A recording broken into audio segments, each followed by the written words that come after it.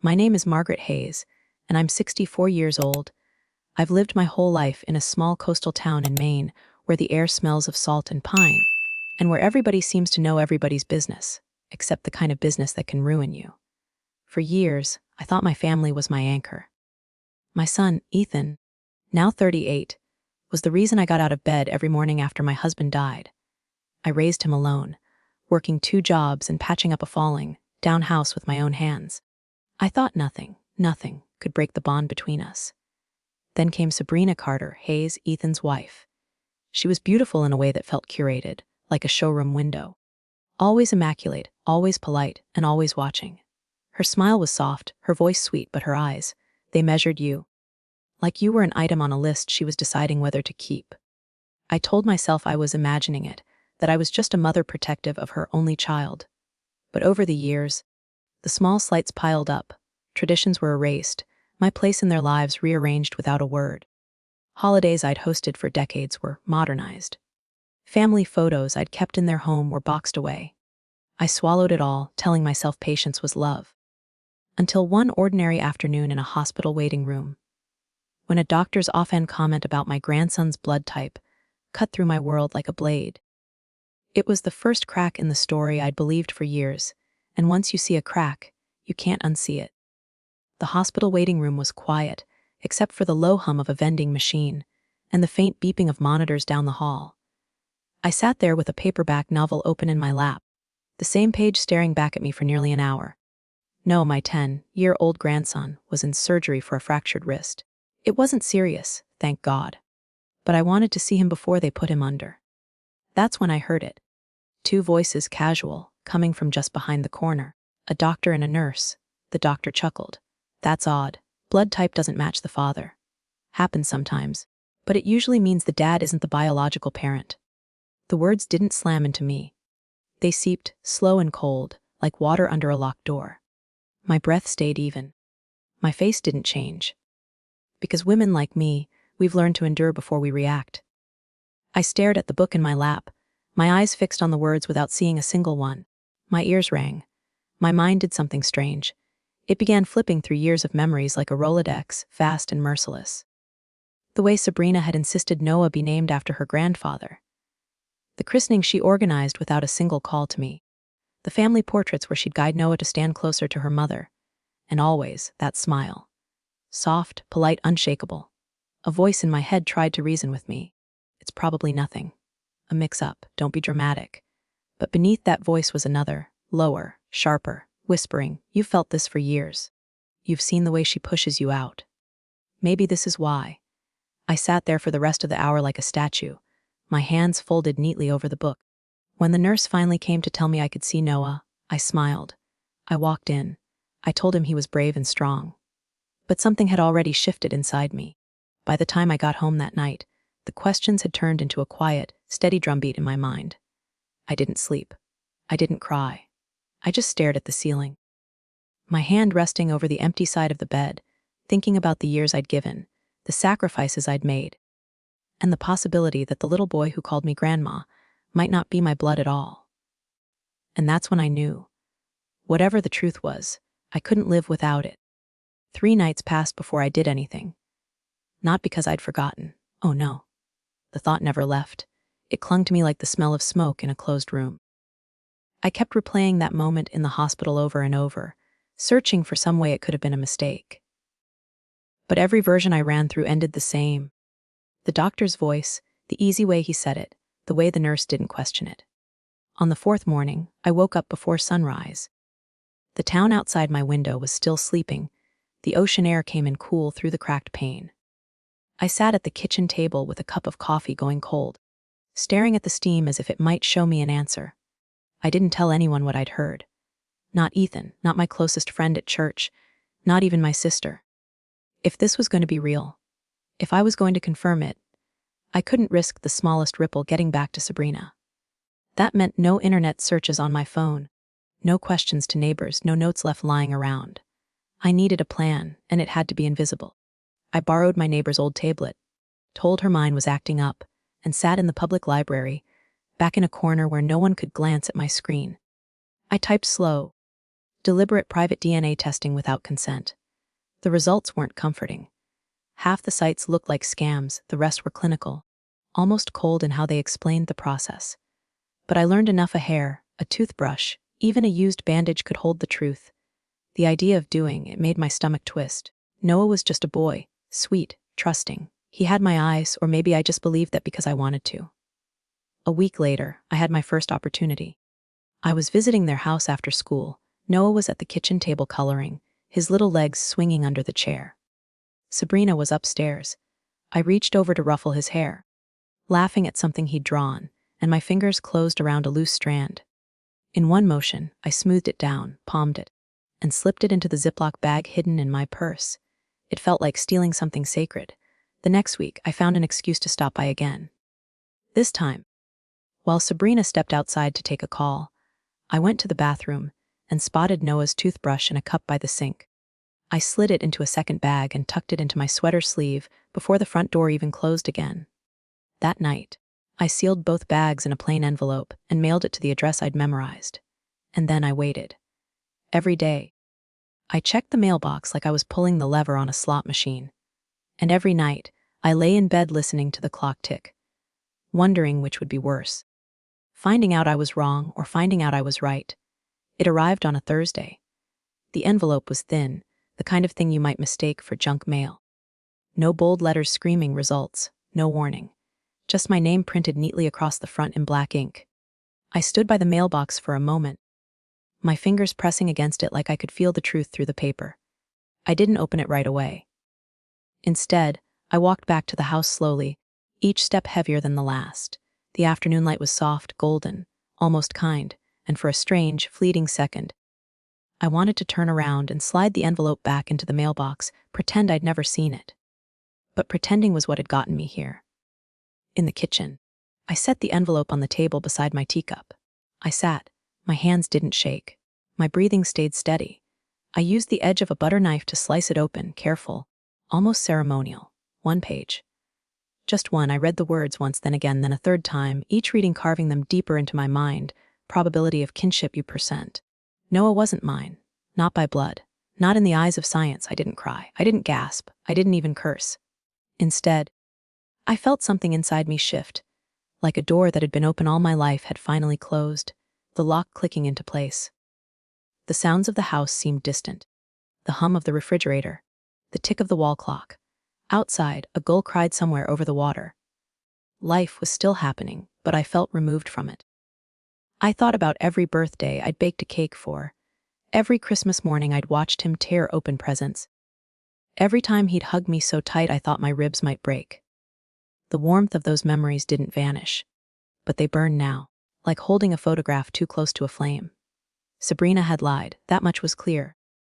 The question that lodged in my chest was whether Ethan had been part of that lie, or just another one of her victims. I slid the paper back into the envelope, folded it once, and tucked it in the drawer beside my bed, under a stack of crossword puzzle books and an old photo of Ethan from his high school graduation. And then I made tea. Because there was nothing else to do, not yet. For the next few days I moved through life as if nothing had happened. I bought groceries. I watered the plants. I answered polite questions at church. On the surface, I was the same Margaret Hayes everyone had known for decades. But inside, the air had changed. Everywhere I went, I carried that envelope in my mind. The words sat behind my eyes like an afterimage. Probability of kinship %, not a theory, not a suspicion. Proof. The first thing I realized was that I couldn't confront Sabrina head-on. Women like her, polished, composed, don't lose battles in public. They win them quietly, by rewriting the story before you've even opened your mouth. So I started showing up. Not every day, not enough to raise alarms. Just often enough to see. One Tuesday afternoon, I happened to drop by with a tin of lemon cookies fresh from the oven. Sabrina opened the door in that effortless way she had, smiling just enough to hide the annoyance in her eyes. Oh, Margaret, what a surprise. I stepped inside without waiting for the invitation. Ethan was in the kitchen, leaning against the counter, his phone in hand. He smiled, thin, distracted. I watched them the way a chess player studies the board. The way Sabrina poured Ethan's coffee without asking how he liked it. The way he thanked her automatically. The way she touched his arm mid-sentence, subtle but claiming. When Noah came bounding in from the living room, I knelt down and hugged him, breathing in the scent of his shampoo. He chattered about school, and Sabrina's gaze drifted. Not toward him, but toward me, measuring. I didn't stay long. Just enough to note how her mother's framed photo stood in the center of the mantel, while the picture I'd given them of Ethan, at 5 years old, was nowhere in sight. Back home, I began writing it all down, not in the neat, hopeful tone of a grandmother keeping a family journal. No, this was a record, dates, times, words spoken, every moment that revealed the quiet architecture of her control. It wasn't anger that drove me, not yet, it was clarity. Because now, I knew, Sabrina had taken something from me. Whether Ethan was blind to it or complicit didn't matter. She was the architect. And architects have blueprints. My job now was to find them. It's strange how, once you decide to pay attention, you realize how many people have been watching too. But keeping their mouths shut. I started small. Coffee with my neighbor Joan, who'd known me since Ethan was in kindergarten. We sat at a little table by the window of Harborview Cafe, steam curling from our mugs. I didn't mention the DNA test. Instead, I asked a simple question. Do you think Sabrina's changed Ethan? Joan's spoon paused mid-stir. She looked at me, her eyes narrowing just slightly. Changed. I'd say she's shaped him, like clay. Then she added, almost under her breath, not always for the better. Her words settled in my chest like a match catching dry paper. From there, I reached out to a few more people, carefully. An old friend from the community center. My cousin Diane, who lived 2 towns over. A retired teacher who'd been at Noah's early birthday parties. I didn't pry. I just listened. Patterns emerged. Stories about Sabrina canceling plans at the last minute, replacing traditions with her own, subtly criticizing me in ways that sounded almost like compliments, until you heard them enough times. One person even admitted, "She makes it sound like you're difficult to include, Margaret." I never believed it, but she's convincing. That was when I knew talking wouldn't be enough. I needed something solid, something that couldn't be spun into a different story. The idea of hiring someone felt extreme. But so was finding out your grandson wasn't your blood. So was being erased from your own family history. I called a number I'd been holding onto for years. A man named Paul Maddox, a retired detective who'd helped my late husband once during a business dispute. His voice on the other end was low, steady, no nonsense. "Margaret Hayes," he said, like he'd been expecting the call all along. "What can I do for you?" I told him only part of the truth. That I needed to know if my daughter-in-law was hiding something. That I wanted it documented. Time, place, faces. He didn't ask why. He just said, "I'll need a month." When I hung up, I felt something I hadn't felt in weeks. Not relief exactly, but momentum. Because I was done being the woman on the outside of the glass, looking in. Now, I was the one setting the pieces on the board. Paul didn't waste time. 3 weeks after our first call, he rang me early in the morning, his voice calm but carrying weight. "Margaret, I think you should see this in person." We met at a small diner halfway between my town and his. The kind of place with cracked leather booths and a waitress who called everyone. Paul slid into the seat across from me, a manila folder in hand. He didn't open it right away. "Before I show you," he said, "I need you to understand, once you see these, you can't unsee them." I nodded, my fingers tightening around my coffee mug. "Show me." He flipped the folder open. The first photo was grainy but clear enough. Sabrina, in a cafe I didn't recognize, leaning across the table toward a man I'd never seen. The way her body angled, the tilt of her head, it wasn't casual. The second photo hit harder. The same man, same cafe, but her hand rested lightly on his forearm, her smile soft in a way I'd never seen directed at Ethan. Paul turned another page, screenshots of text messages. He didn't say how he got them, and I didn't ask. "I wish it was just you and me. I feel trapped. He doesn't need to know the truth. It would ruin everything." Each line landed like a stone in my stomach. I looked up at Paul. "How long?" "At least a year, maybe more," he said. "And Margaret, this isn't just about infidelity. There's more here. The way she talks to him. It's like she's managing 2 separate lives. Yours isn't the only family she's keeping secrets from." I sat back, letting the words sink in. It wasn't just betrayal. It was architecture, meticulous, deliberate. She'd built an entire life out of smoke and mirrors, and somehow Ethan had either never seen it or had chosen not to. Paul closed the folder and pushed it toward me. This is yours. Decide how you want to use it. I didn't touch it right away. The truth lay there between us, thin as paper but heavier than stone. Driving home, the folder sat on the passenger seat, the edges curling slightly in the sun. Every so often, my eyes drifted to it, as if I half expected it to vanish. But it didn't. And neither would I. The folder sat on my kitchen table for 2 days before I opened it again. I made myself look at every page, every photo, every message, until the shock dulled into something colder.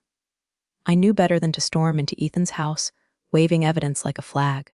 That would only give Sabrina the advantage. She'd cry, twist the story, turn Ethan's guilt into anger toward me. No, if I was going to use this, it had to be when she couldn't spin it, when the audience mattered, and when walking away wouldn't be an option for her. In the meantime, I kept up appearances. I called Ethan once a week, kept my voice light. I even complimented Sabrina on a Facebook photo of the three of them at a farmer's market. She replied with a heart emoji, digital sugar coating the taste of arsenic. But I was watching. I noticed how she made subtle moves to keep me at a distance. Messages, forgotten. Invitations sent too late to accept, sudden schedule changes. And I logged them all. Not because I needed more proof for myself, but because a story is stronger when you can tell it from the beginning. One evening, as I was sorting through old holiday cards, an email appeared in my inbox. You are cordially invited to Ethan Hayes' 40th birthday celebration. Family and close friends only. RSVP by Friday. It was signed by Sabrina. No personal note from Ethan, no warmth, just formality wrapped in control. I stared at it for a long moment. I could almost hear her voice. If she doesn't come, it proves she's bitter. If she does, I own the stage. I clicked yes, not because I wanted to celebrate, not because I'd forgiven. Because sometimes the best place to drop the match is when everyone's looking. The night of the party was clear and cool, the kind of late summer evening where the air feels heavier after sunset. I arrived early, not out of eagerness, but because walking in late would give Sabrina the satisfaction of controlling my entrance. Ethan greeted me at the door with a polite hug, quick, perfunctory, like we were neighbors instead of blood. Inside, the house was immaculate, every surface gleaming under warm light. The scent of rosemary and roasted meat drifted from the kitchen. Guests mingled in small clusters, glasses in hand. I recognized old friends, distant cousins, a few faces from Ethan's work. Sabrina floated between them like a hostess on a magazine cover. Light blue dress, pearls, that same unshakable smile. She saw me, approached with measured grace. Margaret, you made it. Wouldn't miss it, I replied, my voice calm, my eyes holding hers for a beat longer than polite. Dinner was served, toasts began. Laughter rose and fell like a tide. Then it was Sabrina's turn. She stood beside Ethan, her hand resting lightly on his shoulder. I just want to say, she began, her voice carrying the perfect note of tremble, how proud I am of the man you've become, an incredible husband, a devoted father, and the anchor of this family. She glanced at me for half a second, quick, sharp, enough to tell me this was her stage. When she finished, the room applauded, and I rose. I'd like to say something too, I said. The clinking glasses stilled, the chatter faded. I walked to the table, a slim folder in hand, not the whole file, just enough. I've stayed quiet for a long time. I began my voice even, deliberate. But the truth has a way of finding daylight, and it deserves to be heard. I laid down the first photo. Sabrina in a cafe, leaning toward the man in the surveillance shots, her hand on his arm. Gasps rippled through the room. This isn't about jealousy. It's about being lied to. I placed the printed message on top of the photo. He doesn't need to know the truth. It would ruin everything. Ethan's face drained of color. Sabrina's lips parted, but no words came. I won't shout. I won't accuse. I'll just say this: a family built on lies will always collapse, no matter how pretty the walls are painted. I closed the folder, stepped back, and left it on the table. The room buzzed behind me, low voices, shifting chairs, but I didn't turn to watch. I walked out the door into the cool night air, my pulse steady. I didn't need to see the wreckage. I'd lit the match.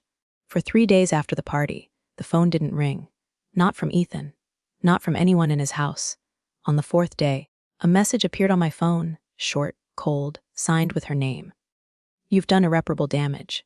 I hope you're proud. An hour later, another. You've isolated yourself. No one will side with you. And then, Ethan is devastated. He wants space. Each one was like a pebble tossed at a brick wall, sharp enough to notice, too small to break anything. I didn't reply. I'd spent too many years reacting to her cues. I wasn't going to start again now. That evening, my phone buzzed with a different kind of message. It was from Claire, Ethan's cousin, who'd been at the party. I just wanted to say I believe you. I always felt something was off. Thank you for your courage.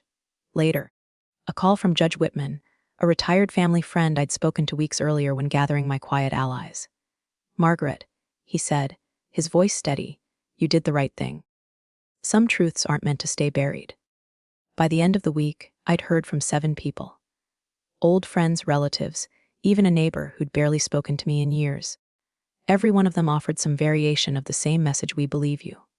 Ethan never called. But one afternoon, walking back from the post office, I saw him across the street. For a moment, we locked eyes. He didn't smile, he didn't wave. But he didn't look away either. It wasn't reconciliation. It wasn't forgiveness. But it was a crack in the wall, and that was enough. That night, I sat at my kitchen table with a cup of tea, the folder tucked back into its drawer. For the first time in years, I felt light, not because the problem was solved, but because my voice was mine again. I may never hold Noah the way I used to. I may never walk into that house's family. But I am no longer the silent woman in the corner, waiting for permission to matter. And once you've reclaimed your voice, you don't give it back. The first thing I noticed in the days after the party was how quiet the town felt. It wasn't just my house. It was everywhere. At the market, conversations dropped a note when I walked by. At the post office, a woman I'd known for 20 years gave me a polite smile, but didn't meet my eyes. People had heard. That was the thing about small towns. Even when you tried to set a fire in one room, the smoke seeped through the walls. I knew some would see me as the villain, the woman who aired private matters in public. But I also knew others had filed away the images I'd shown, the words on that printed page, and were starting to see cracks they'd missed before. At night, I imagined Ethan at their dining table, his hands clasped in front of him. Head bowed while Sabrina spoke in that calm, measured tone. I could see the way her eyes would glisten, not with tears, but with the precision of someone who knew exactly how much water to let spill over the edge of the glass. She's bitter, Ethan. She's always resented me. She embarrassed you in front of everyone. Do you really want Noah growing up thinking this is how family treats each other? I wondered if he argued, or if he just sat there jaw tight, letting her words fill the space between them until he began to believe them. And then there was Noah. My sweet boy, caught in the crossfire of a war he didn't start and couldn't understand. Did he ask where I was? Did he notice my absence if Sabrina decided to keep me away? Or was she already painting over my image in his mind, telling him stories that made me sound distant, unkind? The thought gnawed at me more than any insult she could throw. One afternoon, while sorting laundry, I found an old shoebox in the back of my closet. Inside were letters Ethan had written to me from college. Messy handwriting, ink smudges, jokes scribbled in the margins. In them, he called me Mom, in a dozen different affectionate ways, thanked me for things I'd long forgotten I'd done. I sat on the floor, the sun a thin strip across the carpet, and read them one by one. The boy who wrote these letters still existed somewhere. He had to. But Sabrina's voice was louder now, and I would have to find a way to make mine carry across the noise. That evening, I called Paul. I don't think she's going to strike back right away, I told him. She'll wait until the dust settles, then she'll try to erase me again. Permanently this time. Paul didn't disagree. She's calculated. She'll want to control the narrative. But remember, Margaret, control is a fragile thing. The harder she grips, the easier it is to break. His words stayed with me. I began making small, deliberate moves. Lunch with Claire. A visit to Judge Whitman under the pretense of dropping off cookies. Phone calls to people who'd sent their support after the party. Not to gossip, but to keep the lines warm. I wanted my presence in their minds to be steady, consistent, so that when Sabrina made her next move, I wouldn't be standing alone. In the meantime, I kept my routine. I baked. I tended the garden. I walked along the pier in the mornings, letting the salty air clear the sediment from my thoughts. And yet, under it all, there was the hum of something constant: readiness. Because this was no longer about winning back a place in Ethan's home. It was about ensuring that if Sabrina tried to erase me again, she'd find the ink wouldn't lift so easily this time.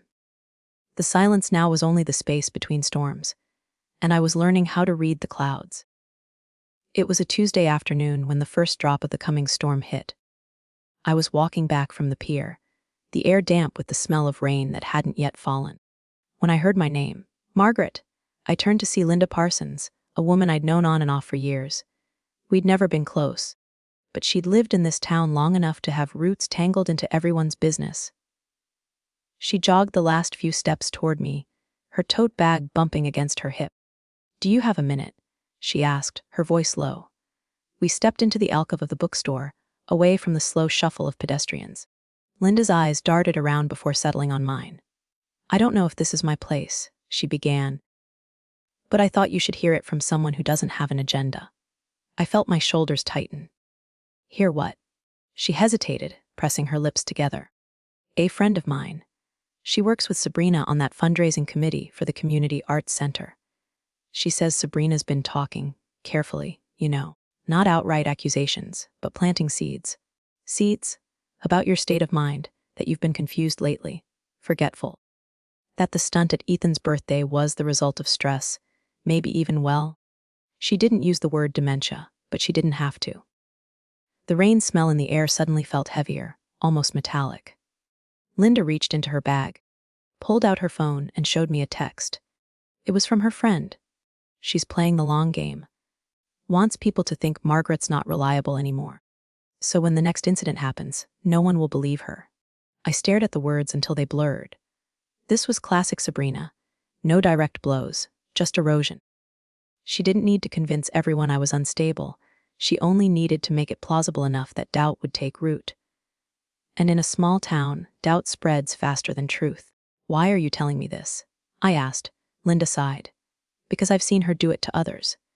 And because if it were me, I'd want a warning." The walk home felt longer than usual. The sky was low, thick with unbroken clouds, and every step echoed the same thought. Sabrina wasn't just reacting. She was preparing. By the time I reached my porch, the first raindrops had begun to fall.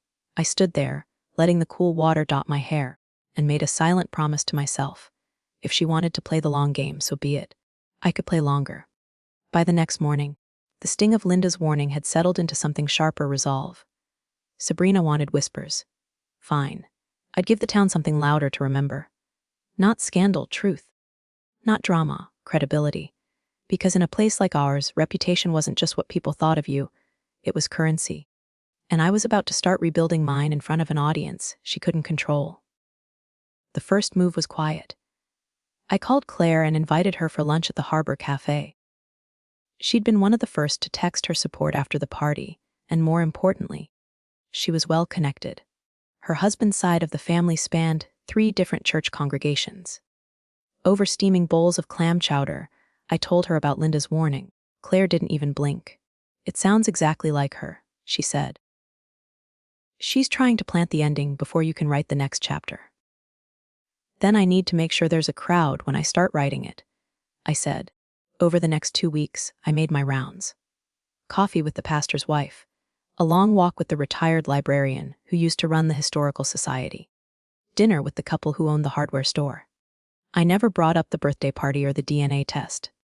Instead, I let conversations wander toward Noah, his school, his piano lessons, and then mentioned, in passing, the little ways I'd been helping lately. Organizing books for the library fundraiser. Donating pies for the firehouse auction. Reading to the kids at the elementary school's story hour. These weren't random acts, they were breadcrumbs. Visible, verifiable, and shared with people who liked to talk. At the same time, I began collecting moments. Photographs at public events, my name listed on volunteer rosters, casual greetings with people in crowded spaces. If Sabrina wanted to suggest I was confused or unreliable, she'd have to explain away a timeline of Margaret Hayes out in the world, steady and engaged. But I knew this wasn't enough. I needed one unmistakable stage. The opportunity came in the form of a flyer taped to the post office door. Annual Seaview Community Picnic, open mic for local stories. Perfect. It wasn't just a picnic, it was a tradition. Families came with lawn chairs and casseroles. Kids ran barefoot through the grass, and everyone listened when someone took the mic under the white tent. I didn't plan to air dirty laundry, but I could tell a story, true in heart if not in detail, that would remind this town of who I was. And I'd do it with warmth, steadiness, and just enough edge that the right people would hear the warning beneath the words. Because Sabrina wanted to make me invisible, and I was about to make sure they couldn't stop seeing me. The morning of the Seaview Community Picnic was bright but breezy, the kind of coastal day where the air carries the faint tang of salt, no matter how far inland you stand. I arrived early, wearing a soft blue cardigan and a strand of pearls I'd inherited from my mother. Not flashy, not forgettable, just the right balance of dignity and warmth. People greeted me as I walked through the park, a nod from the pastor's wife, a wave from the hardware store owners, a hug from the librarian. The breadcrumbs I'd laid were already beginning to draw a line. The white tent stood at the center of the lawn, folding chairs arranged in neat rows beneath it. A small stage and a microphone sat waiting for whoever had the courage, or the stories, to step forward. I found a seat in the second row, close enough to be seen but not so close as to seem eager. Out of the corner of my eye, I spotted Sabrina arriving with Ethan and Noah. She wore a pale pink wrap dress and oversized sunglasses, as if the picnic were her personal photo shoot. Her eyes skimmed over me briefly before sliding away. The open mic began. A fisherman told a funny story about losing his boot overboard. A teacher spoke about the history of the town's lighthouse. A teenager read a poem about summer storms. Then the host looked my way. "Margaret Hayes, would you like to share something?" I rose slowly, feeling the weight of every glance following me to the stage. I adjusted the microphone and began, my voice steady. "When my husband passed away," I said, "I was left with a young son and a house that leaked when it rained. People told me I should sell it, move somewhere smaller. But I stayed. I learned how to fix a roof, patch a wall, keep a furnace alive through winter. I worked 2 jobs, sometimes 3. And through all of it, I told my son one thing: we don't give up on each other." I let the words settle before continuing. Family isn't just blood. It's the people who stand by you when it's easier to walk away. It's the ones who tell you the truth, even when it's hard to hear. And sometimes, it's about finding the courage to speak when silence would be safer. I didn't look at Sabrina directly, but I didn't have to. The stillness in the air told me she heard every word. So if you're ever told you don't matter, or that your voice is too small to be heard, remember this moment. Remember that you can always stand up, even if your knees shake, and that someone somewhere will be listening. When I stepped down, the applause wasn't thunderous, it was warm, solid. People smiled at me as I returned to my seat, a few leaning over to squeeze my hand. Sabrina kept her sunglasses on, but I saw her jaw tighten. Message received. 2 days after the picnic, the first sign of Sabrina's countermove arrived, disguised as politeness. I was pruning the hydrangeas in my front yard when a silver SUV I didn't recognize slowed in front of my house. The passenger window rolled down, and there she was, Sabrina. Hair perfectly smooth, sunglasses pushed up into her hairline. "Margaret," she called, smiling like we were on the cover of a gardening magazine together. I straightened slowly. "Sabrina, I wanted to stop by and invite you to something special," she said, holding up a cream-colored envelope. "No's school is hosting a family luncheon next Friday. They're encouraging grandparents to attend. We'd love for you to come." The words were sweet, the tone was honey. But the eyes, calm, unblinking, were daring me. This wasn't an olive branch. This was a stage she had chosen, where she would control the audience and the lighting. I could already imagine the setup, subtle jabs masked as jokes, whispers to other parents about my recent memory slips, a chance to paint me as the doting, but fragile grandmother while she shone as the competent, loving mother. "That's kind of you," I said, taking the envelope. "I'll check my calendar." Her smile deepened by a fraction. "I hope you can make it. It's important to Noah that everyone sees the family together." And then she was gone, her SUV gliding down the street like a scene change in a play. I stood there with the envelope in my hand, feeling the weight of what it really was, bait. Inside the house, I set it on the kitchen counter and stared at it for a long time. Attending could mean walking into a trap. Declining could hand her an empty chair to point to when she told people I was too withdrawn, or not well enough, to be there. Either way, she'd spin it. But I'd learned something at the picnic, sometimes the trap can be turned against the one who set it. If she wanted an audience, maybe I'd give her one. Just not the performance she was expecting. The invitation sat on my kitchen table for 2 days. Its heavy cardstock and gold lettering almost smug in their neat perfection. Every time I passed it, I imagined Sabrina's voice rehearsing the lines she'd use at the luncheon. "We've been so worried about Margaret lately. She's been under such stress, it's understandable at her age." By the third morning, I knew exactly how I would respond, not to her directly, but to the performance. Step 1: appearance.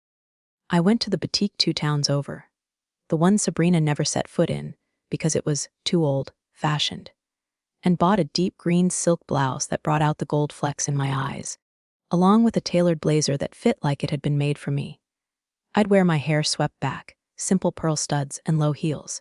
Elegant, steady, impossible to frame as frail. Step 2: allies.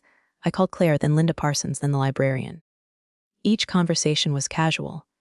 "Would you be interested in joining me at Noah's school luncheon next week? They're inviting extended family." None of them knew the full history, but each of them had seen enough of Sabrina to accept without hesitation. By the time Friday came, I'd have 3 friendly witnesses in that room. Step 3: message. I wouldn't give a speech, not outright. But there's a way to plant a truth in people's minds without ever naming names. Stories told at the right moment, phrased in a way that lingers. And this time, the story I'd tell would make it impossible for Sabrina to sell her version without looking like she was overcompensating. On Thursday night, I laid out my outfit, polished my shoes, and placed a small leather-bound notebook in my bag. Not for notes, but as a prop, something to make people wonder what I might be keeping track of. When I went to bed, I didn't dream about the luncheon. I dreamed about a chessboard and Sabrina sitting across from me in a pale pink dress, smiling as she reached for a piece, only to realize the board had already been rearranged. The school gym had been transformed into something almost charming. Round tables with checkered tablecloths, pitchers of lemonade, and paper daisies taped to the walls. The air buzzed with chatter and the faint smell of cafeteria pizza. I arrived 5 minutes early, flanked by Claire, Linda, and the librarian. We looked like 3 friends out for a pleasant afternoon, but their presence was intentional. I wanted Sabrina to see that I didn't walk into rooms alone anymore. Noah spotted me first. His face lit up, and for a moment, every battle I'd been fighting fell away. He ran over, hugging me around the waist. "Grandma." "You came?" "Of course I did," I said, brushing his hair back. I wouldn't miss it for anything. Sabrina arrived seconds later, her smile perfectly measured. "Margaret," she said, her voice carrying just enough volume to draw nearby ears. "I'm so glad you could make it." "I'm glad too," I replied, keeping my tone light. I was just telling Noah how wonderful it is to see all the grandparents here, especially those who make the effort, even when it's not always easy to be part of everything. A small flicker crossed her eyes. Too quick for most to notice, but I saw it. We took our seats at the same table. Sabrina positioned herself beside Noah, with Ethan on her other side. I ended up across from her, Claire on my right, Linda on my left. The principal welcomed everyone, and the tables filled with polite conversation. I made a point to ask the parents around us about their children, nodding thoughtfully, complimenting their stories. I could feel Sabrina watching, waiting for an opening. Halfway through the meal it came. She turned to the woman next to her, a fellow committee member, and said, in that warm tone she used when setting traps, "You know, Margaret has such wonderful stories about the old days here. Sometimes I think she remembers them better than the present." It was subtle. A joke, if you weren't listening closely. I smiled. "Oh, I do remember quite a bit. In fact, I was just telling Claire about the time I volunteered at the library's summer program last month, helping the kids with their reading logs. We had one little boy who read 12 books in 3 weeks. I turned to the woman. You should have seen his face when he got his ribbon. It's those moments that stay with you." Claire chimed in. "Yes, Margaret was a huge help. The program couldn't have run without her." It was the perfect parry. Turning her dig into a compliment she couldn't contradict without looking petty. The rest of the luncheon passed in a quiet tug of war. Every time she tried to steer the conversation towards something that could undermine me, I redirected it to a public, verifiable fact: the fundraiser I'd contributed to, the Historical Society meeting I'd attended, the community garden project. By the time the plates were cleared, I could see the calculation in her eyes shifting. She hadn't landed a single blow without it bouncing back at her. As we stood to leave, she leaned in just enough for only me to hear. "You think you've won something here," she murmured. "But this isn't over." I smiled faintly. "Oh, I know." 2 nights after the luncheon, I was in the kitchen rinsing dishes when I saw headlights sweep across my living room wall. At first, I thought it was a neighbor pulling into their driveway. But then the beam stopped, in front of my house. A car door slammed. Footsteps crunched on the gravel path. When I opened the door, Sabrina was standing there. No sunglasses, no carefully arranged smile. Just her, in a black coat, hair pulled back tight, eyes cool and sharp as glass. "We need to talk," she said. I stepped aside, not out of politeness, but because I didn't want the neighbors seeing us on the porch. She walked in like she owned the place, scanning the room as if taking inventory. "You've been very busy lately," she began, her tone low, almost conversational. "Lunches, stories. Making sure everyone sees you as the sweet, harmless grandmother." "I don't think I've ever pretended to be harmless," I said. She ignored that. "Here's the thing, Margaret. You're playing a game you can't win. And if you keep pushing, I'm going to make sure Noah is out of your life completely. Not just physically, but in memory. He'll forget you. I'll see to it." The words were calm, but I felt the weight in them. This wasn't gossip. This wasn't implication. This was a threat. "You think you can erase me?" I asked. She smiled faintly. It wouldn't be the first time. There it was, slipped out so naturally I almost missed it. Proof? Not in a photo or a message, but in the quiet confidence of someone who believed she'd never be caught. "You should leave," I said, my voice even. "Before you say something you can't take back." She tilted her head, studying me like she was measuring a piece of fabric before cutting it. Then she stepped closer, so close I could smell the faint trace of her perfume. "Last chance, Margaret. Walk away." I held her gaze. "I don't walk away from family, even when they've been stolen from me." Her smile dropped, just for a heartbeat, before she turned and left without another word. The front door clicked shut behind her, and the sound echoed in the quiet house. I locked it, then went to the kitchen table, pulling out the leather-bound notebook from my bag. In neat, deliberate handwriting, I wrote down every word of what she'd just said. Because sometimes the most dangerous evidence doesn't come from a camera or a file. It comes from the moment someone forgets to keep pretending. I didn't sleep that night. I lay in bed, the notebook on my nightstand, my mind replaying every inflection, every pause in Sabrina's voice. Threats are dangerous, yes, but they're even more dangerous when you can use them. By morning, I knew my next move. I called Paul. "I need you to do something different this time," I told him. "No photos, no surveillance. I need you to find her past." "How far back?" "Far enough to see what she doesn't want anyone to know." Paul didn't ask why. He understood that sometimes the cleanest strike comes from an old wound no one has bothered to close.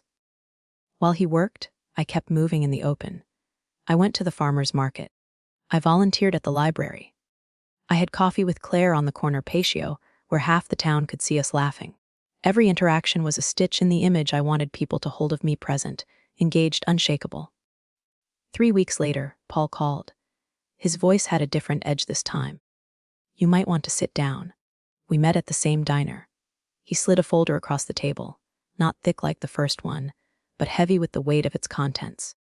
Inside were records, newspaper clippings, a court transcript, a marriage certificate from 12 years ago, and a divorce decree from 10.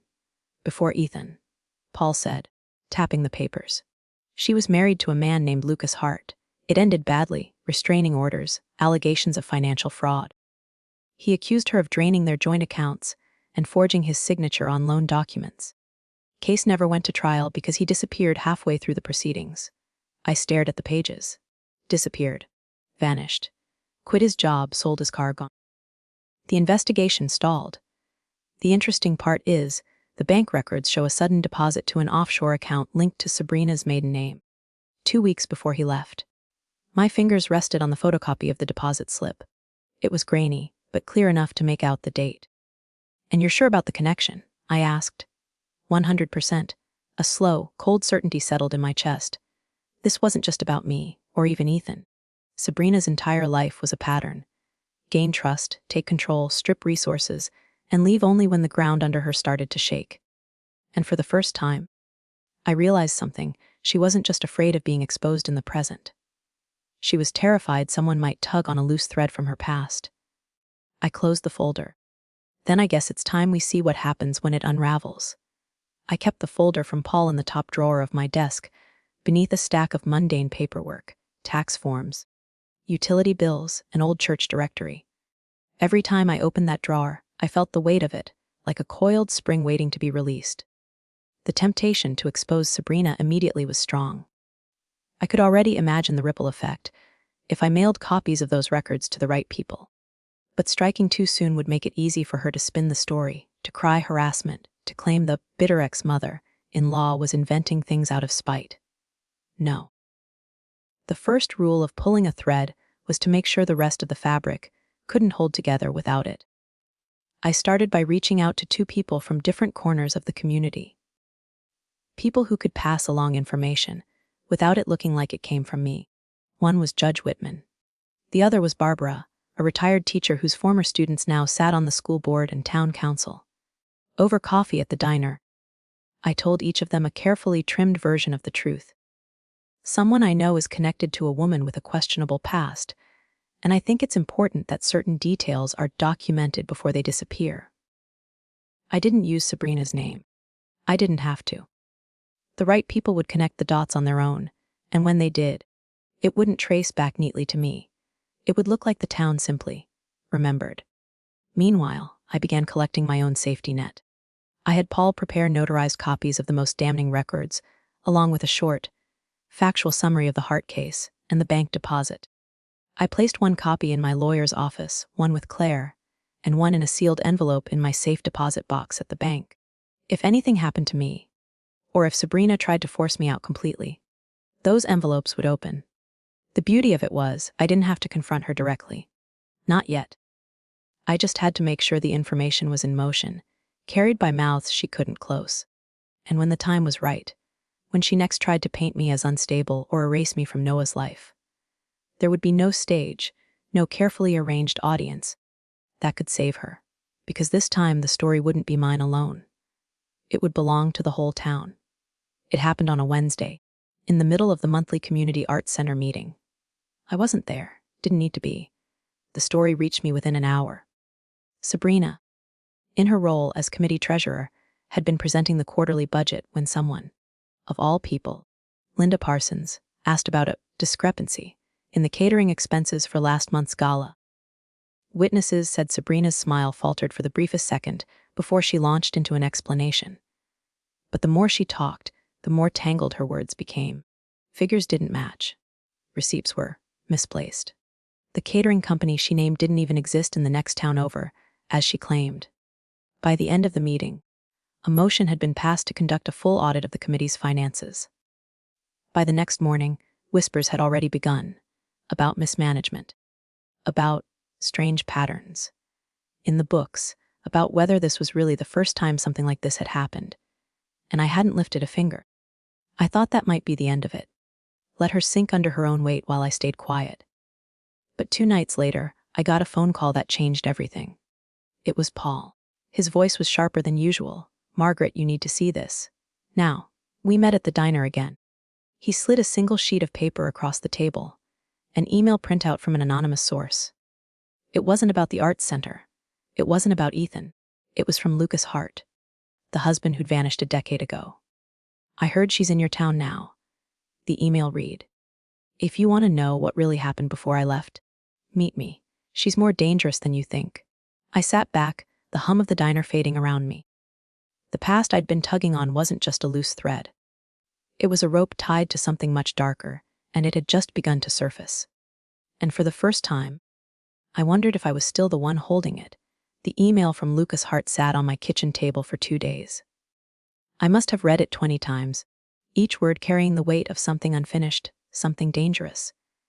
Meeting him could be a trap. He could be bitter, unstable, looking to drag me into his own war. Or he could hold the missing piece that would finally explain why Sabrina operated the way she did. Like control wasn't just a habit, but survival. On the 3rd evening, I called Paul. "If I do this, you're coming with me." "Already assumed," he said. We met Lucas at a run-down cafe off Route 1.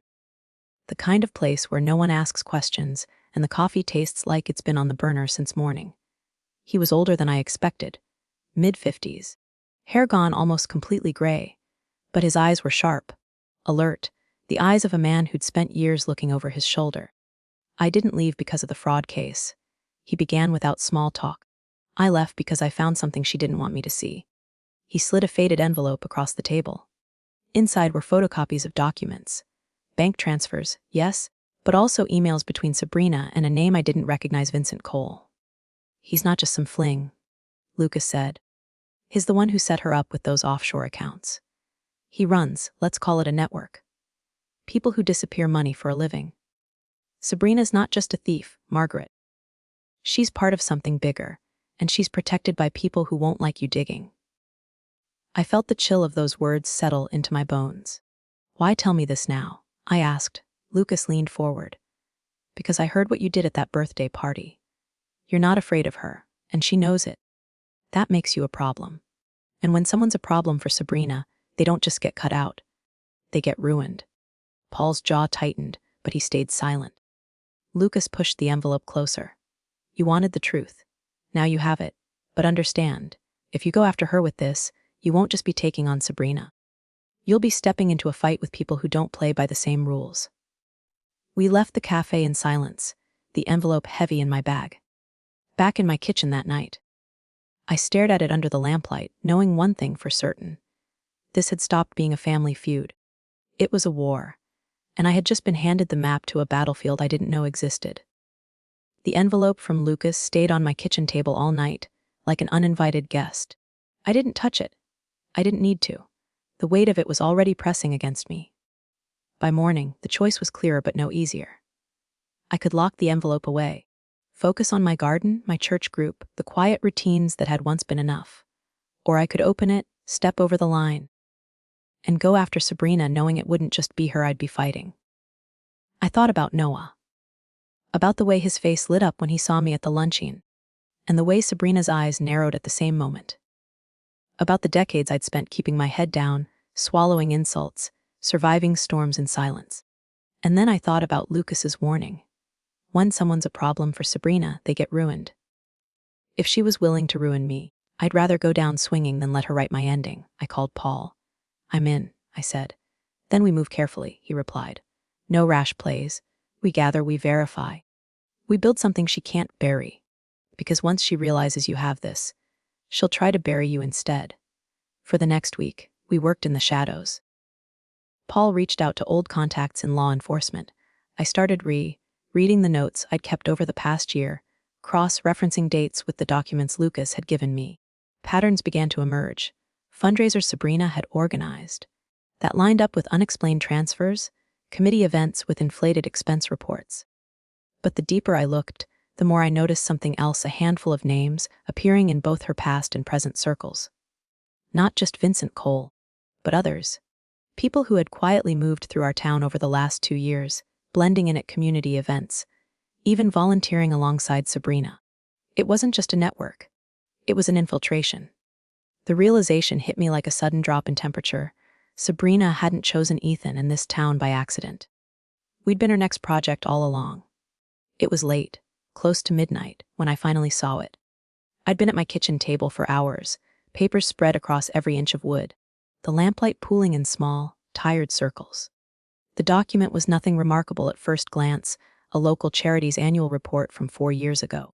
My eyes were glazing over until I noticed a familiar name buried in the donors and volunteers section, Sabrina Carter. 4 years ago. She and Ethan hadn't met until 3 years ago. I felt a slow, cold current run through me. This wasn't just a coincidence.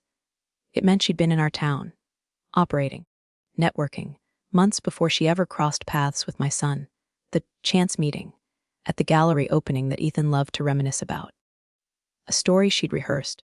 I dug deeper, pulling out every local event program, charity flyer, and committee roster I'd collected from my volunteering days. Piece by piece, a picture formed. Sabrina at the Seaview Arts Gala 2 summers before meeting Ethan, listed as a guest sponsor. A silent auction she'd helped coordinate at the Yacht Club fundraiser the same year. A small community grant awarded to Carter Designs, her supposed boutique business with Vincent Cole as the listed co-signer. It wasn't random. She had placed herself in the center of our town's trust network long before Ethan was even a variable. Paul's voice was tight when I called him. That means she was mapping the place out, looking for opportunities, leverage. Ethan was just the perfect doorway. And once she was in, she built the locks, I said. He was quiet for a moment. Margaret, this changes the game. We're not just dealing with her past, we're dealing with an ongoing operation. If we can prove she was laying the groundwork before she met Ethan, it's premeditation. Intent. That's something people will believe. Even without the family drama. I hung up and stared at the pile of evidence on my table. The MPC Thejan wasn't just a clue. It was the thread that tied the two halves of her life together. Now all I had to do was pull hard enough to make the whole thing unravel. Paul and I started with the yacht club fundraiser. It was the most exclusive of the events Sabrina had attended before meeting Ethan, and also the one with the smallest guest list. People tend to remember faces at those kinds of gatherings. The first name I tracked down was Caroline Briggs, a retired banker who now spent her days tending roses and keeping her finger on the pulse of local gossip. We met in her garden, the air thick with the smell of damp soil and early blooms. When I mentioned Sabrina's name, Caroline's pruning shears froze midair. "Oh, I remember her," she said, but she wasn't calling herself Carter then. It was Sabrina Cole. The name hit me like a cold splash of water. Cole as in Vincent Cole. Caroline nodded. She told people he was her business partner. I thought they made an odd pair. He was too slick. She was, well, polished, but with edges. They were talking to the Commodore about a renovation project for the club. Never happened, of course. But they charmed plenty of donors into yearly contributions. I felt my pulse quicken. If we could tie Sabrina directly to Vincent in a public setting before she met Ethan, we could prove she hadn't just fallen in love. She'd been embedding herself here with intent. Paul's next lead was Harold Jensen, the former treasurer of the Seaview Arts Gala. We found him in his cluttered home office, flipping through dusty binders. He didn't even need prompting. Yeah, I remember her. She was working the room, not like a guest, like a scout. Always asking who was connected to what, who had influence in which circles. I thought she was Vincent's date at first. And did she use the Carter name then? Paul asked. Harold shook his head. Cole. Always Cole. That sealed it. The Carter name she used with Ethan wasn't just a maiden name. It was a reinvention. As we left Harold's, Paul muttered, "This isn't just about taking her down socially anymore, Margaret. If we can show she changed her identity to get close to Ethan and this town, it edges into fraud territory."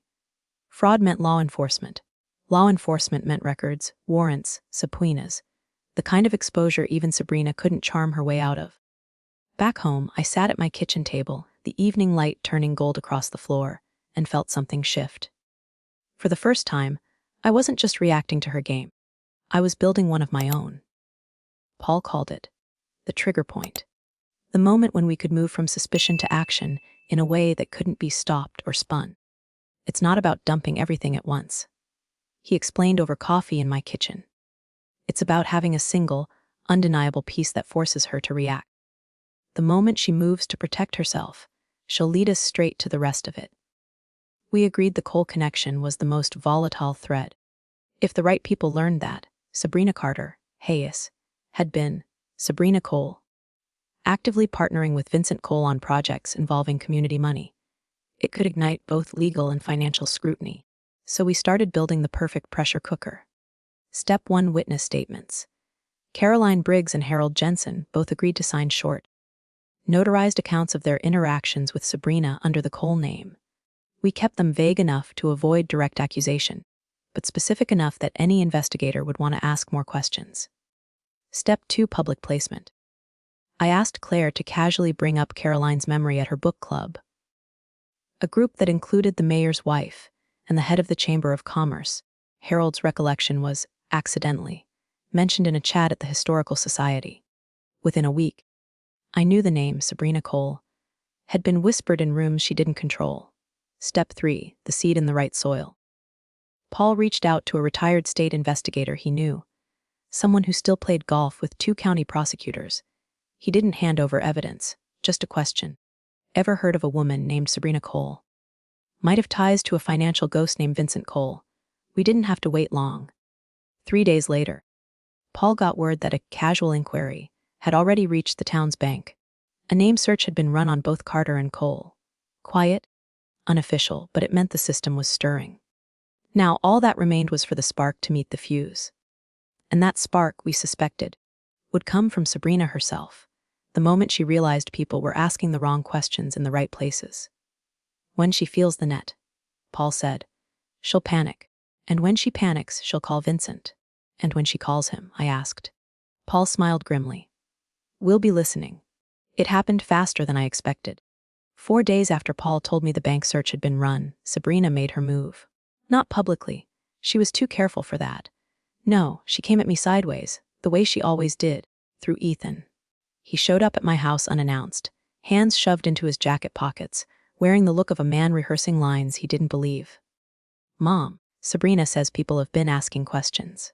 Weird questions. About her past. I kept my face calm. Weird questions usually come from somewhere. Ethan, he shifted uncomfortably. She thinks it's someone trying to smear her. She's worried it could hurt Noah, the family, us. Us, not you and me. Not our family. Us, meaning him and her. What exactly is she worried about? I asked, my tone light but my pulse steady. He hesitated, too long, and that was when I heard it. The first hairline crack in her control. Because if she'd really had a clean answer prepared for him, he wouldn't be standing here searching for one. She said. He faltered. Eyes darting to the floor. She said someone might bring up an old name she used when she was starting out, and that it could be twisted to sound like something it's not. There it was. She'd said it out loud. She'd confirmed the existence of Sabrina Cole to Ethan, which meant the name was no longer just a whispered rumor. It was in circulation, and she'd put it there herself. I smiled faintly. Well, if it's nothing, it'll fade away. He looked at me for a moment like he was trying to read between my words, then muttered something about having to get back to work and left. As soon as the door shut, I called Paul. She told him. Perfect, he said. That means she'll warn Vincent next, and when she does, we'll have it. That evening, Paul set up a monitored line through a friend who owed him a favor in telecom. It wasn't wiretapping. We weren't breaking laws. But it was enough to alert us if Sabrina made an international call to the numbers linked to Vincent Cole's known operations. 2 nights later, the alert came through. She hadn't just called Vincent. She'd called him twice. Once for 9 minutes, then again for 23. And the best part, both calls originated from the landline in Ethan's home office. Which meant whatever was said, Ethan had heard it too. Paul called me the next morning. His tone was sharper than usual, the way it gets when something big has happened. She didn't just call Vincent, he said. Ethan was in the house when she did, and he didn't leave the room. I felt my breath catch. He heard her? More than that? Paul said. I think he listened. Later that afternoon, I got my confirmation, directly from Ethan. He showed up again, this time without the guarded stance, without the scripted lines. There was something in his face I hadn't seen in years. Doubt. Real, unfiltered doubt. Mom, he began, sitting heavily at my kitchen table. I need to ask you something. And I need you to tell me the truth, even if it's ugly. Always. He looked down at his hands, lacing and unlacing his fingers. Last night, I was in my office. Sabrina was on the phone. She didn't know I was there at first. She used the name Cole, more than once. And she was telling this guy, Vincent, I guess about money. Transfers. Accounts that needed to be cleaned up before anyone starts digging. I stayed silent, letting him fill the space himself. When I walked in, she acted like it was about a work project. But I've been married to her for almost a decade. I know the difference between work and whatever that was. His eyes met mine then, and I saw it. The crack in the wall she'd built between us. Mom, all those things you've been hinting at. The questions, the tension. Was it about this? About her past? I nodded slowly. It's always been about the truth, Ethan. The problem is, the truth isn't convenient for her. He leaned back, rubbing his jaw. If what I heard last night is what I think it is, she's not just lying to me. She's using me. Using all of us. I reached across the table, resting my hand over his. Once you see it, you can't unsee it. He didn't pull away. What do we do? He asked. It was the first time in years he'd said we. And I knew. This was the beginning of the real unraveling. The next morning, Ethan came by again, this time early, before work. He stood in my kitchen with a mug of coffee like he used to when he was 20, home from college on winter break. "If we're going to do this," he said, "we need to be smart. She can't know I'm doubting her." It was strange hearing him say it, not just because he was finally acknowledging the truth, but because I could hear the weight in his voice. He wasn't ready to see himself as a victim yet, but he was done being a pawn. Paul joined us that afternoon. We sat around my dining table, blinds drawn, the envelope of documents in the middle like the centerpiece to a different kind of family gathering. The plan was simple on paper, dangerous in execution. Ethan would keep acting as if nothing had changed, smiling, agreeing, letting her believe the wall between us was still solid. I would continue my public presence, volunteering, attending events, talking to people who could carry a story without realizing it. This would keep Sabrina focused on me as the visible threat, not on Ethan. Paul would guide Ethan in collecting evidence quietly, bank statements, copies of committee budgets, even snippets of conversation recorded in the home office when Sabrina thought he wasn't listening. Ethan hesitated at that last part. Recording her feels like betrayal. Paul finished. "Think about the years she's been building a file on you without you knowing. You're not betraying her. You're protecting yourself." Over the next week, Ethan played his role well. He told Sabrina he was too busy to help with some committee tasks, giving himself time to copy files from her laptop to a flash drive. He started leaving his phone recording in his jacket when she took certain calls in the kitchen, and he began noticing things, small, damning details he'd once brushed past. A check written from their joint account to Cole Consulting, an email from Vincent marked RGMT and archived within minutes, a conversation where she told someone on the phone, "Once this is cleaned up, we can move on from this town." By the second week, Ethan's folder was growing thick enough that even Paul raised an eyebrow. If she knew what you had right now, she'd already be packing a bag. But we weren't ready to show our hand. Not yet. We needed her to feel safe long enough to make the biggest mistake of her life. And when she did, we'd be ready to make sure there was no way back. It started with an invitation. A glossy, embossed card arrived at Ethan and Sabrina's house. Addressed to Mrs. Sabrina Carter Hayes, it was for a private benefactors dinner at the Seaview Arts Hall, an annual event that had been quiet for years but was suddenly back on the calendar. Sabrina was thrilled. "This is perfect timing," Ethan told me later she'd said. "Exactly the kind of event I need to show people where I stand." She didn't realize it yet, but the guest list was a minefield. Paul had made sure of it. A few calls to the right people, and suddenly Caroline Briggs, Harold Jensen, and 3 others from her, Preethan, days had prime seats at her table. The dinner itself was exactly what she loved: crystal glasses, white linen, her in a dark green gown that shimmered under the chandeliers. She worked the room with that sharp, deliberate charm, never too familiar, never too cold.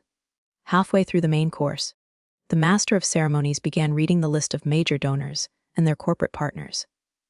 And there it was, spoken clearly into the microphone. Special thanks to Cole Consulting for their continued support of the Seaview Arts Fund. The effect was immediate. Caroline Briggs' head turned toward Sabrina. Harold Jensen leaned forward, eyebrows raised. 2 more people at the table exchanged glances.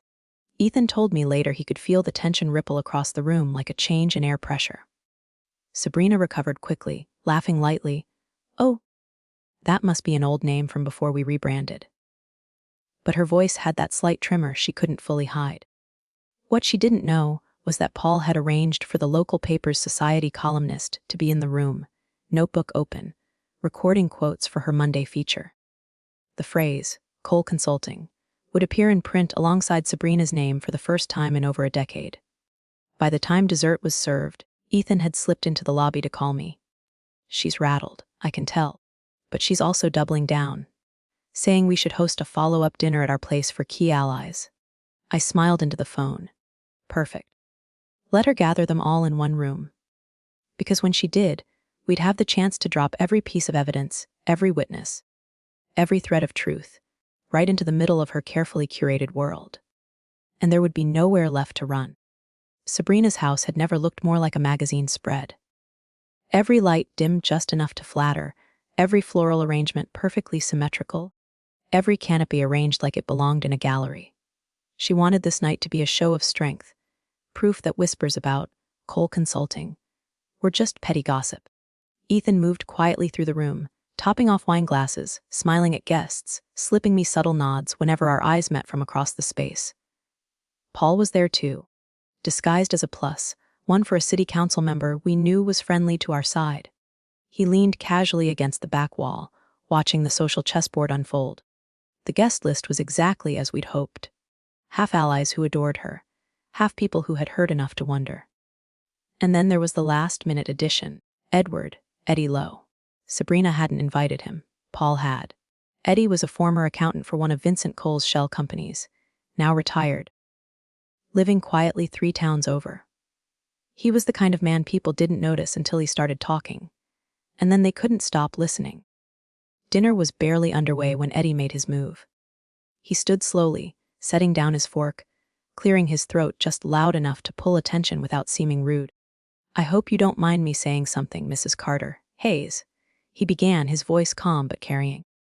"But it's been a long time since I've been in a room with someone who owes me an explanation." A hush fell over the table. Sabrina laughed softly, tilting her head. "I'm not sure I understand." "Oh, I think you do," Eddie said, placing a manila envelope on the table in front of him. "Back when you were going by Sabrina Cole, we moved a lot of numbers around together. Some for Vincent, some for you. I kept records, not for leverage, but because I thought someday someone might need to know the truth." Ethan froze. Paul's gaze flicked to me. Sabrina's smile didn't falter, but her eyes did, just for a fraction of a second, darting to the envelope like it was a weapon. "This is wildly inappropriate," she said, her tone cutting. "Maybe," Eddie replied, sliding the envelope toward the center of the table. "But it's also the truth. And I think your friends here deserve to know what kind of company they're keeping." No one moved, no one spoke. And in that silence, I knew the wall she'd spent years building was about to crumble. Not because I pushed it over, but because she'd invited the people who would watch it fall. At first, the only sound in the room was the faint clinking of a fork against a plate. Then Harold Jensen cleared his throat. "Sabrina, is this true?" His voice carried the polite disbelief of a man who wanted a denial he could believe. Caroline Briggs leaned forward, her bracelets catching the light. "I've been defending you all week. Tell me I wasn't wasting my breath." Sabrina's smile tightened. "This is absurd. That man," she gestured at Eddie, "is dredging up ancient, irrelevant nonsense. Vincent Cole hasn't been part of my life for over a decade." "Then why?" Eddie cut in. "Is his company still sending you money as of last quarter?" The room shifted. Chairs squeaked, wine glasses were set down, and conversations began to hum in overlapping whispers. "That's a lie," Sabrina snapped, but her voice was too quick, too defensive. One of the council members, our quiet ally, spoke up from the far end of the table. "I've seen the public filings. Cole Consulting is still active, and someone with your home address signed off on their latest grant paperwork." Ethan didn't speak, but his eyes were locked on her, unblinking.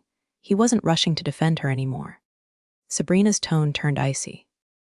This dinner was meant to build relationships, not tear them apart. If you can't show some respect for your host, respect. Caroline interrupted, her voice sharper now. "Respect is earned.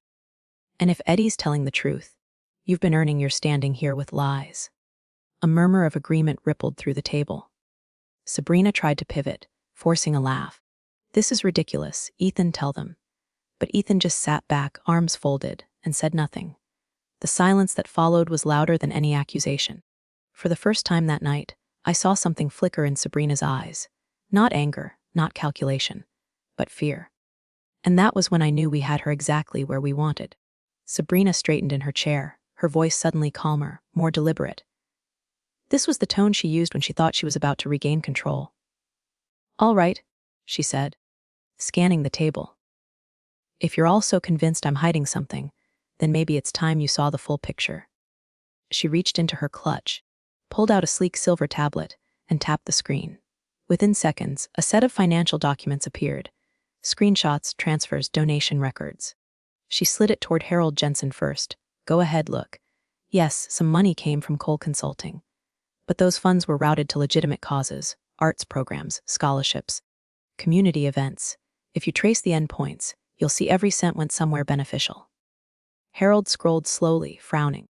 You realize these show transfers from offshore accounts, right? Sabrina waved a hand dismissively. Those are just holding accounts. Standard for any major donor network. But Eddie leaned forward, his eyes narrowing.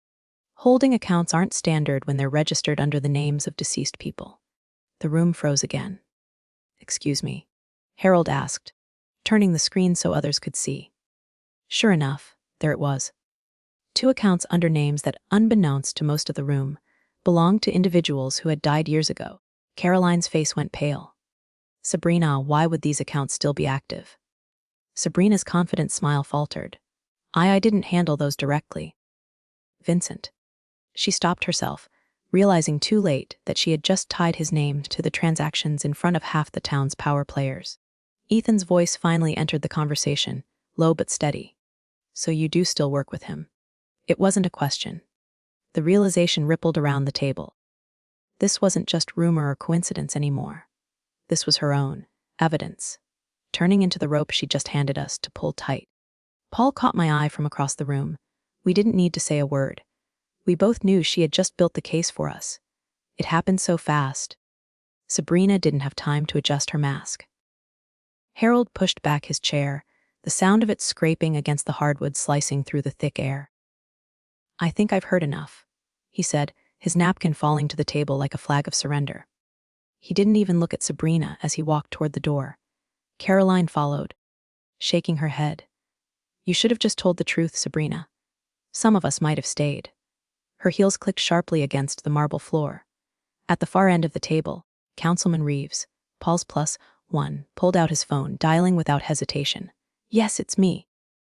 I think you'll want to get someone from the state auditor's office on the line tonight. Sabrina's eyes darted around the room, trying to gauge who was still on her side. A few of the remaining guests avoided her gaze entirely.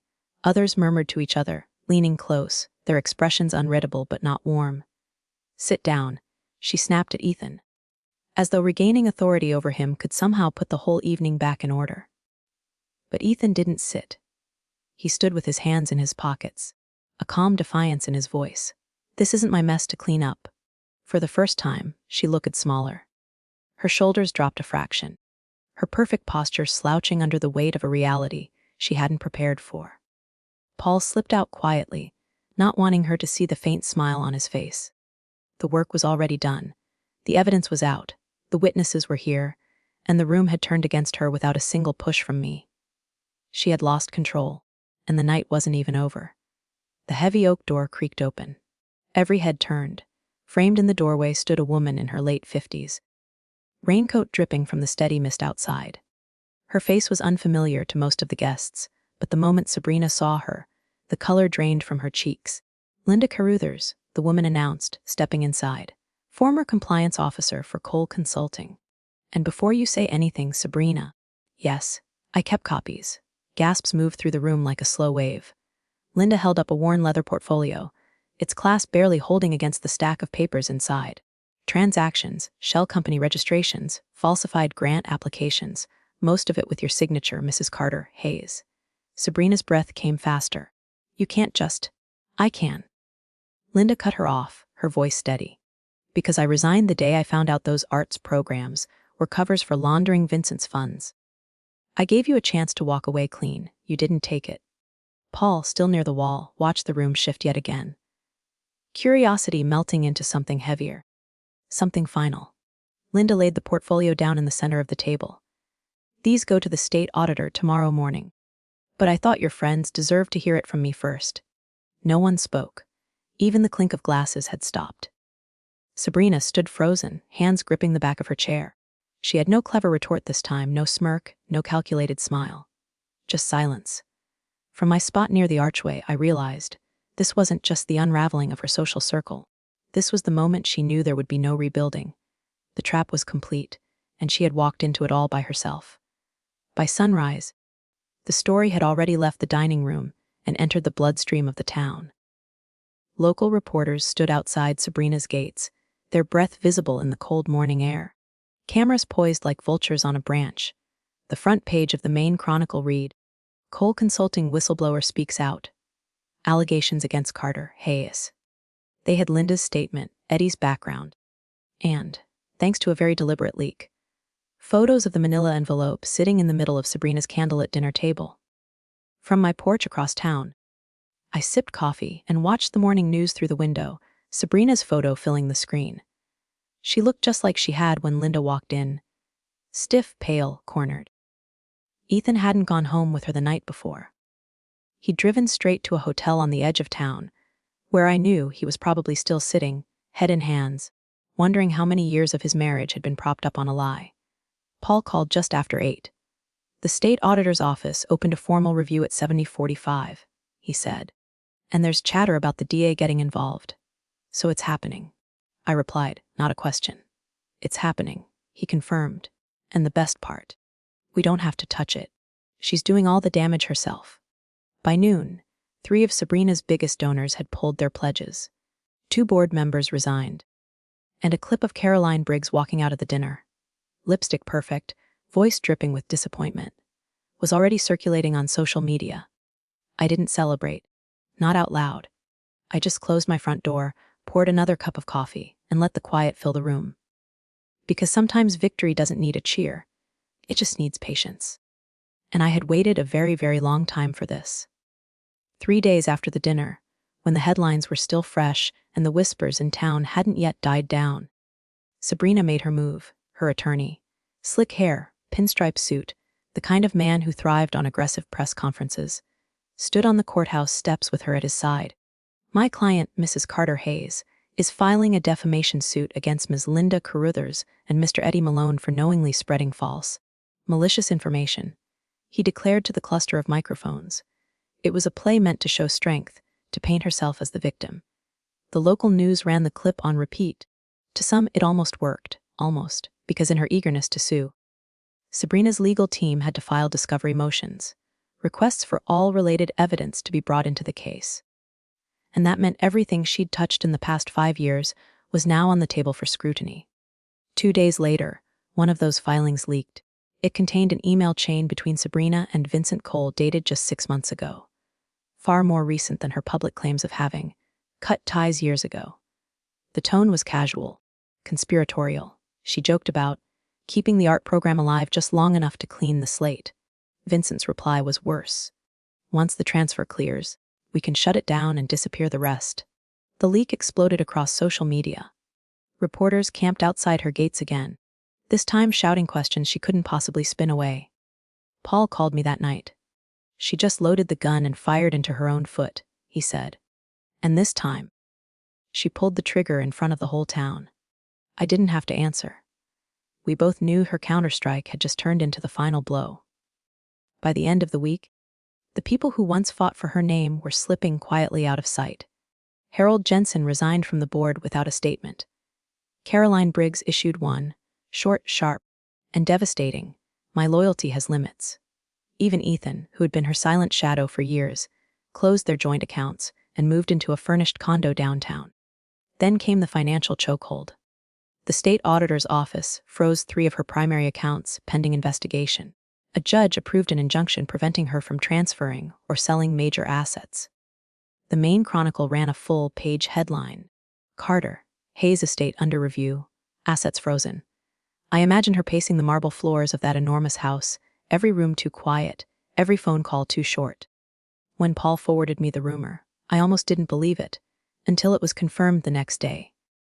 Sabrina had contacted a high-risk law firm in New York, the kind known for bending every legal seam until it snapped. She wanted to move what she could offshore, fast, under a new shell identity. But here's the thing about desperation: it makes you careless. Her email to the firm went through an unsecured channel. It was intercepted by the same journalist who'd been sniffing at her heels since Linda's portfolio hit the table. That evening, the story went live, exclusive. Carter Hayes sought secret identity amid investigation. It wasn't just the end of her reputation.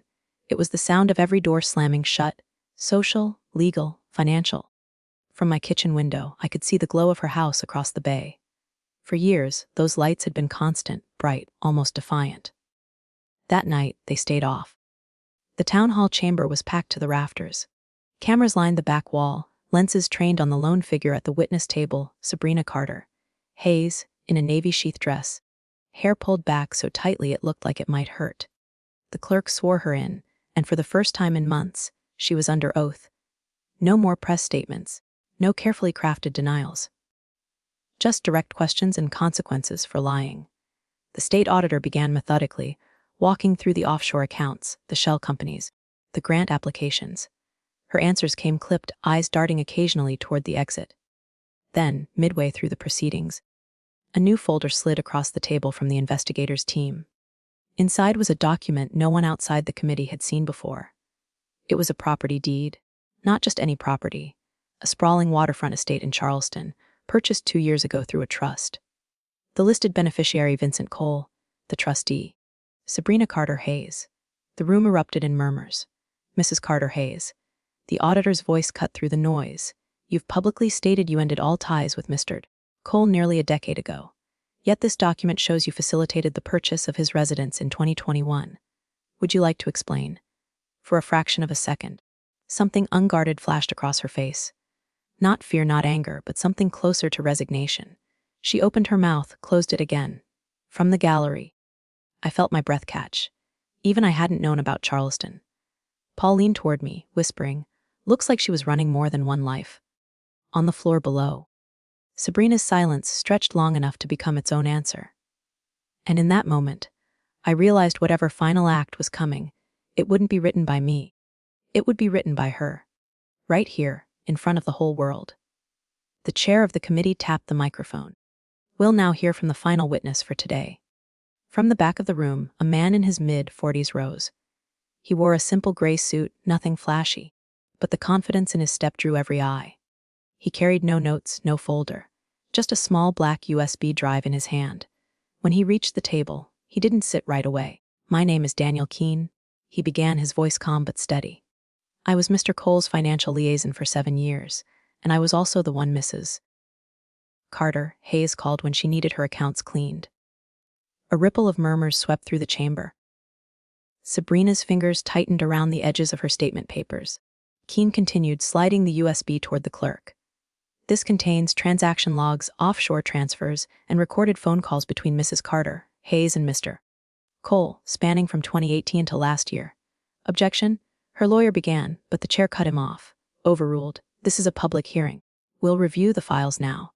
The first audio clip played through the speakers.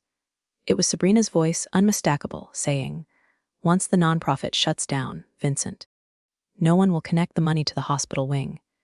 They'll think it was all philanthropy." Gasps. Someone in the gallery muttered, "She's finished." Sabrina's face flushed deep crimson, but she didn't speak. The weight of the room had shifted entirely. There was no path back from this. Keene looked directly at her, his expression almost pitying. "You could have walked away, Sabrina. But greed, it doesn't let go easy, does it?" In that moment, the applause that erupted wasn't celebratory. It was the sound of a community releasing years of quiet suspicion. From my seat in the back, I didn't smile. I just leaned back and let it happen. This was the final unraveling. 6 months later, the courtroom smelled faintly of old wood and coffee gone stale. The trial had been brutal. Witness after witness, document after document, every lie unpicked until only the raw truth remained. Sabrina sat at the defense table in a plain navy suit, nothing like the woman who once commanded dinner tables with a single arched eyebrow. The judge read the verdict in a tone so flat it made the words hit harder. On the charges of fraud, conspiracy to launder funds, and obstruction of justice, we find the defendant guilty on all counts. A low hum of murmurs filled the gallery. I caught Ethan in the second row, face unreadable, arms crossed tightly over his chest. "Sentencing will be 12 years in state prison," the judge continued, "with eligibility for parole after 8. Sabrina didn't cry. She didn't plead. She just stared forward, as if the life she'd built had already turned to ash long before the gavel fell. Over the following weeks, her estate went to auction. The Carter Hayes name was quietly removed from the hospital wing she'd once called her legacy project. Old friends stopped returning calls.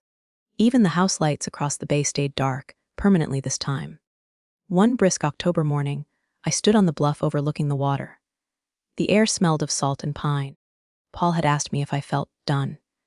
Now, if I felt that satisfaction people imagine when a wrong is righted, the truth, it wasn't satisfaction, it was stillness. The kind you only get when a long, sharp noise finally fades into silence. I turned from the water and started walking toward the road. This chapter of my life wasn't about Sabrina anymore. It was about what I was going to do with the space she'd left behind. And as the gulls wheeled overhead, I realized I was ready. Ready to live without the weight of her shadow. It's strange how quiet life feels when the storm you've been bracing against for years finally passes. For so long, my days had been measured in strategy and guarded conversations, every choice bending toward one goal, making sure Sabrina couldn't harm anyone else. I told myself it was about justice, and maybe part of it was, but if I'm honest, another part was survival. And when survival becomes a habit, it's hard to remember what living feels like. Now the mornings are different. No urgent calls. No whispered updates from Paul. Just the sound of the kettle boiling, the sun lifting over the bay, and the simple, almost startling realization that I can choose what matters to me. Sabrina's fall taught me something I didn't expect. Enemies will often destroy themselves if you give them enough room and enough rope. You don't always have to swing the blade. Sometimes, the sharpest strike is the one you never throw. Just patience, and the certainty that truth has a way of finding daylight. But there's a darker truth to vengeance. Even when justified, can leave you hollow if you let it be the only thing that defines you. I'm not hollow now. I'm lighter. And maybe that's the real ending. Not the gavel, not the prison sentence, but the moment you reclaim your life from the shadows of someone else's making. So if this story stayed with you, if you felt the weight of my fight and the relief of my freedom, I'd love to hear your thoughts. Have you ever watched someone tear down their own empire just by chasing the wrong thing? Or maybe you've lived through a chapter where walking away was the real victory. Share your story in the comments. I read every one. And if you want more stories like this about strength, survival, and the quiet power of truth, please like this video. Share it with someone who needs to hear it, and subscribe so you don't miss the next one. Because every voice matters here. And yours might be the one that helps someone else find their way forward.